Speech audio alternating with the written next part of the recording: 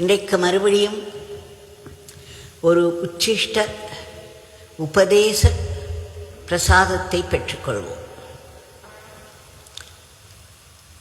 நாம் 2 நாட்களாக பகவான் சித்த வைத்தியத்தை பற்றிய ஒரு விளக்கம் சொன்னார், ஒரு டெஃபினேஷன் கொடுத்தார். எவ்வளவு அழகான டெஃபினேஷன்! அவருடைய நாமத்தை சொல்பவர்களுக்கும் இறை நாமத்தை சொல்லிக் கொண்டிருப்பவர்களுக்கும் வேறு எந்த நாமமாக இருந்தால் அவையெல்லாம் இறை நாமமே. அதை சொல்லிக் கொண்டிருப்பவர்களுக்கு ஒரு பெரிய சித்த வைத்தியம் பண்ணினார். நம்முடைய எச்சில் அமிர்தமாக மாறும். அதன் பிறகு நம்முடைய சித்தத்தில் தோன்றும் கருத்துக்கள் எல்லாம் நாக்கின் வழியே வார்த்தைகளாக வரும்பொழுது அவையெல்லாம் மருந்துகளாகும், அவை எல்லாமே மருந்துகளாகும் என்று சொன்னார். இதை நாம் மனதில் கொள்ள வேண்டும்.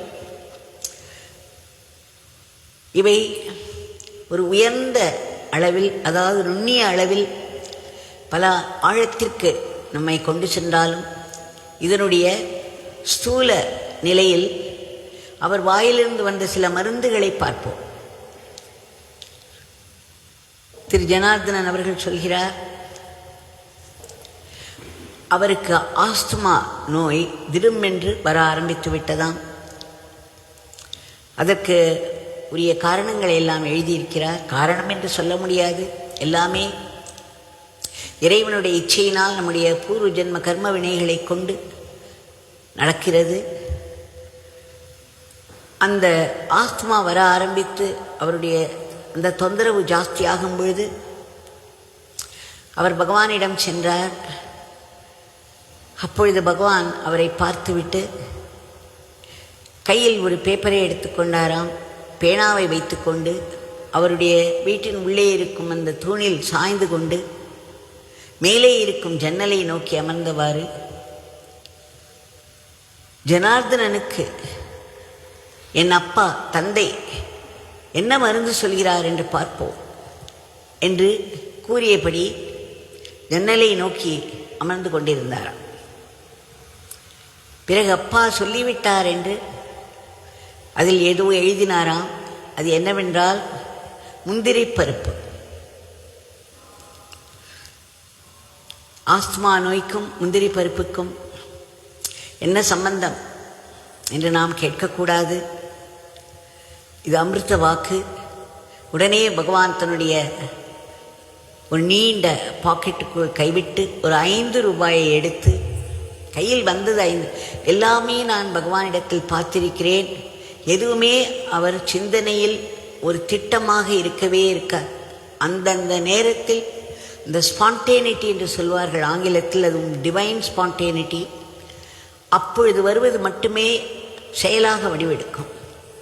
அவருடைய பாக்கெட்டில் கைவிட்டார், 5 ரூபாயை எடுத்தார், போய் முந்திரி பருப்பு வாங்கி வரச் சொன்னார்.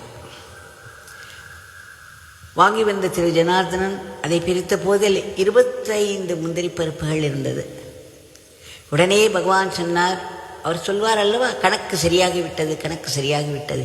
எல்லாவற்றிலும் ஒரு கணக்கு இருக்கிறது. அந்த நுண்ணிய கணக்கு மகான்களுக்கு மட்டுமே தெரியும். அவர்கள் அதை சரியாக தன்னிச்சையாக செய்து விடுவார்கள். அவர் சொன்னார், ஜனார்தனன் தினம் 5 முந்திரி பருப்பு எடுத்துக்கொண்டு வர வேண்டும் என்று சொல்லிவிட்டார்.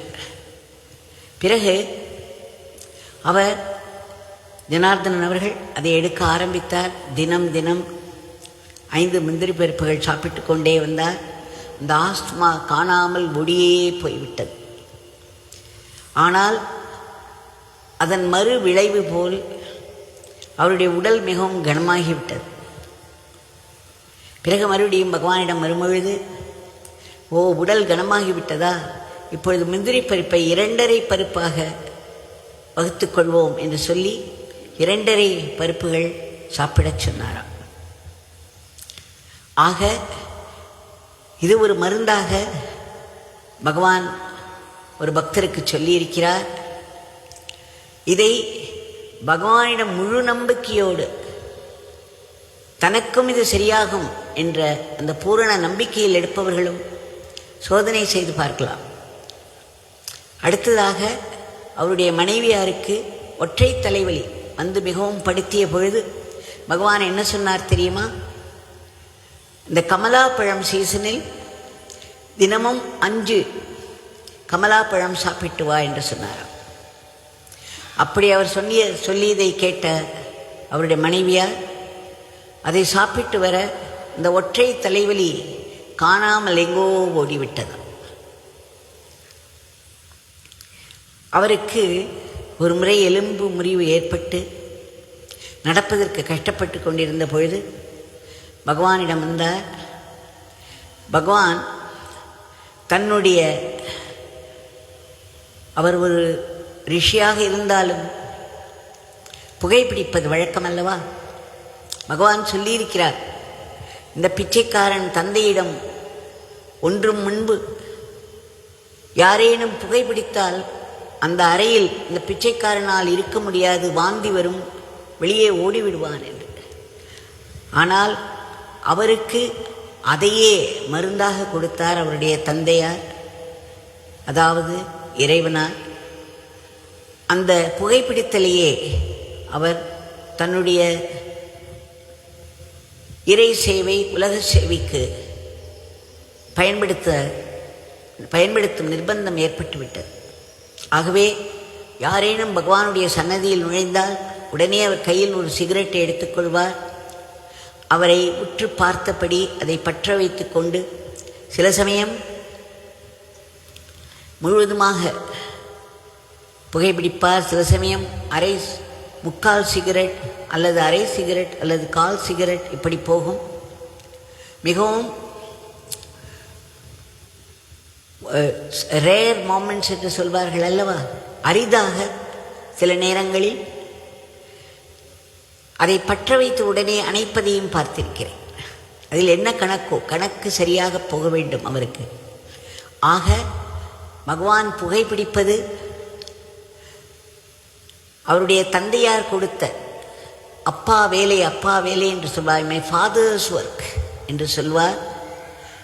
அது மட்டுமல்ல, இந்த பிச்சைக்காரனுடைய முழு நேர வேலை என் தந்தை கொடுத்திருக்கும் வேலைதான், my fathers work, it's a secret என்று சொல்லி இந்த பிச்சைக்காரன் பக்தர்களை சந்தித்து ஆசீர்வதிப்பது என்பது இவனுடைய வேலையில் மிகவும் ஒரு சிறிய பின்ன பகுதிதான் என்று சொல்லியிருக்கிறார். ஆக அவருடைய இறை பணி, அவர் தந்தையின் வேலையானது அவருடைய சிகரெட்டில் பொதிந்திருக்கிறது. இதைத்தான் ஒரு பக்தரிடம் ஒரு முறை சொன்னார், my cigarette is my secret என்று. ஆக அதை விடவும் அவர் நிறைய அப்படி புகைப்பிடித்து அந்த ஆஷ்ட்ரேயில் அந்த சாம்பல் சேர்ந்திருக்கும்.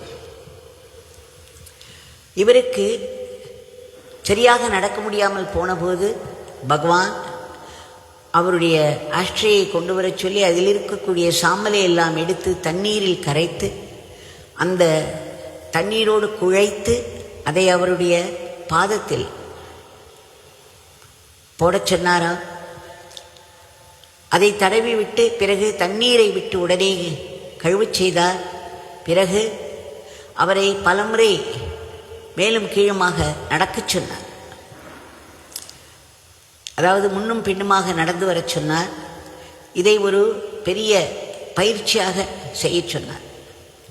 ஆக எத்தனையோ பேருக்கு இந்த மாதிரியான ஒரு சூழ்நிலைகள் வரும்பொழுது இதை செய்தால், அதுவும் பக்தியோடும் பகவான் மீது நம்பிக்கையோடும் செய்தோமானால் கண்டிப்பாக குணமடையும் என்பதில் சந்தேகமில்லை. இதை பல பேருக்கு, இங்கு வரும் பல பேருக்கு இதை ஒரு மருந்தாக, பகவான் சொல்லிய மருந்தாக சொல்வது வழக்கம். ஒரு முறை ஒரு சிறு குழந்தை அது அவருடைய பெற்றோர்கள் கொண்டு வந்து கையில் தூக்கி வந்து தொப்பென்று அப்படியே கீழே போட்டார்கள். அது ஒரு துணி மாதிரி விழுந்தது. அந்த குழந்தையின் உடல் துணி மாதிரி விழுந்தது. பார்க்கவே பகீர் என்றது. பிறகு நான் அவர்களிடம் சொன்னேன், பகவானுடைய சாம்பல், அதாவது புகைப்பிடிக்கும் சாம்பல் இப்பொழுது நம்முடைய அதிஷ்டானத்தில், பகவானுடைய அதிஷ்டானத்தில் அவருக்கு நாம் விபூதி அபிஷேகம் செய்கிறோம். அந்த அபிஷேகத்தினுடைய விபூதிக்கு பகவானுடைய புகைப்பிடிக்கும் சாம்பலின் பவர் உள்ளது. ஆகையால் நீங்கள் அதை எடுத்து இந்த குழந்தையின் உடல் முழுக்க பூசி வாருங்கள்.